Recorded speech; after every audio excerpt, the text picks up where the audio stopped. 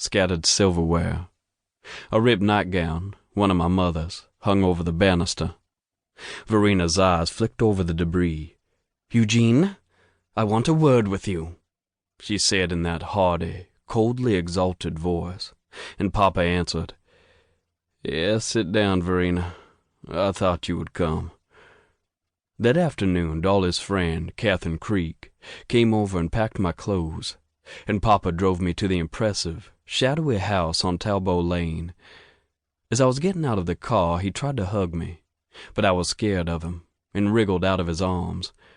I'm sorry now that we did not hug each other, because a few days later, on his way up to Mobile, his car skidded and fell 50 feet into the Gulf.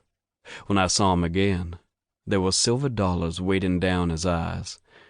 Except to remark that I was small for my age, a runt, no one had ever paid any attention to me. But now people pointed me out and said, wasn't it sad, that poor little Colin Fenwick? I tried to look pitiful because I knew it pleased people.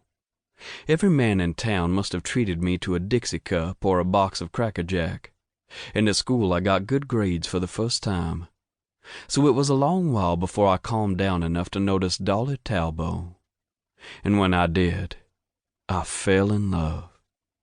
Imagine what it must have been for her when first I came to the house, a loud and prying boy of 11.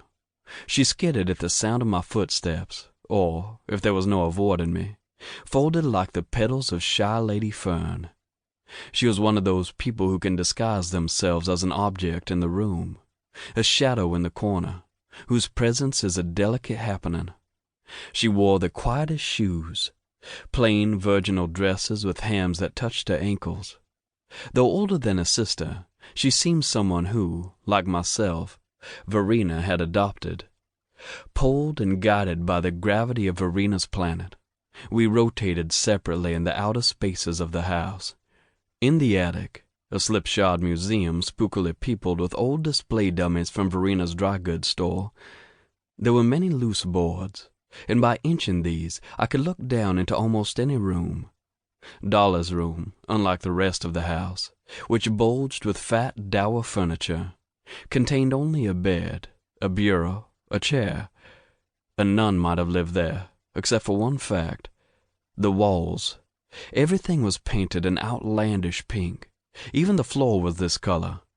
Whenever I spied on Dolly, she usually was to be seen doing one of two things. She was standing in front of a mirror, snipping with a pair of garden shears her yellow and white, already brief hair.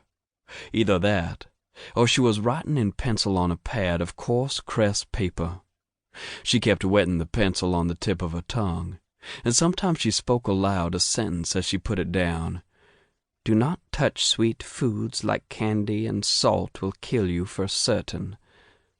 Now I'll tell you, she was writing letters. But at first this correspondence was a puzzle to me. After all, her only friend was Catherine Creek. She saw no one else, and she never left the house, except once a week when she and Catherine went to Riverwoods, where they gathered the ingredients of a dropsy remedy Dolly brewed and bottled. Later I discovered she had customers for this medicine throughout the state, and it was to them that her many letters were addressed. Verena's room, connecting with Dolly's by a passage, was rigged up like an office. There was a roll-top desk, a library of ledgers, filing cabinets. After supper, wearing a green eye shade, she would sit at a desk totaling figures and turning the pages of her ledgers, until even the street lamps had gone out. Though on diplomatic, political terms with many people, Verena had no close friends at all. Men were afraid of her, and she herself seemed to be afraid of women. Some years before, she had been greatly attached to a blonde, jolly girl called Maudie Laura Murphy, who worked for a bit in the post office here, and who finally married a liquor salesman from St. Louis.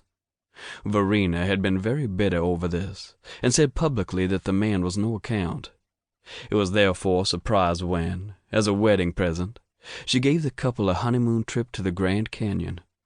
Maudie and her husband never came back. They opened a filling station nearby Grand Canyon, and from time to time sent Verena Kodak snapshots of themselves.